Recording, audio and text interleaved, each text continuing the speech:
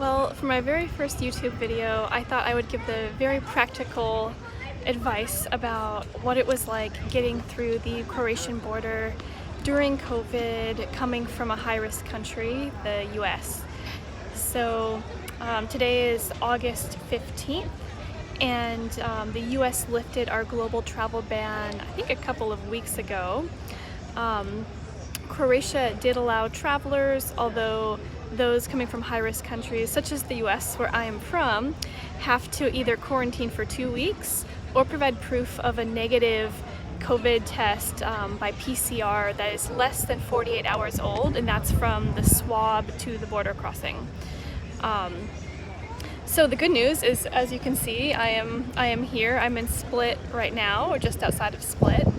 So I did make it, but I wanted to provide a little bit of more information just to clue people in on what to expect and what I experienced. So finding a COVID test with a 48-hour turnaround, and actually you really need a quicker one, so more like a 24 or less, was difficult.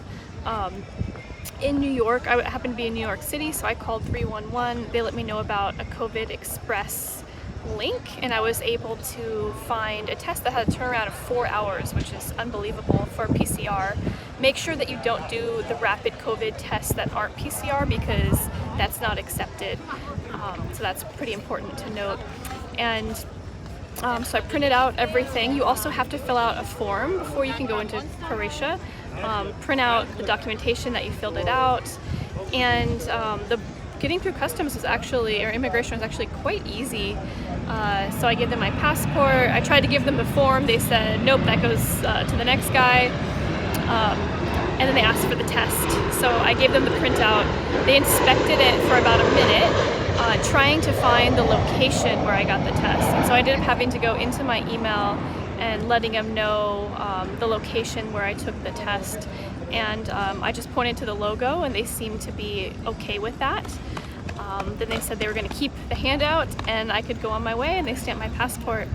I was expecting to go through more customs and give them my form after I picked up my checked bag, but there was nobody there, and they just let us in. So here I am in Croatia. I never had to show the form to anybody, but definitely fill it out because you just never know.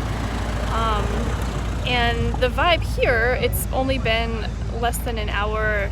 People seem to be having a lot of fun. There's not a lot of masks. I will be wearing mine as often as possible, but right now I'm outside, and socially distanced, so it's not a problem. They did wear them on the plane, certainly, and on public transit. I took a bus to get to Trogir, about 10 minutes away from the Split airport, and people seem to, for the most part, have their masks on, although not everybody. And then looking around, okay, I certainly don't know how YouTube works, so I definitely cut myself off. I was trying to flip my camera around to show everybody just what we're looking at.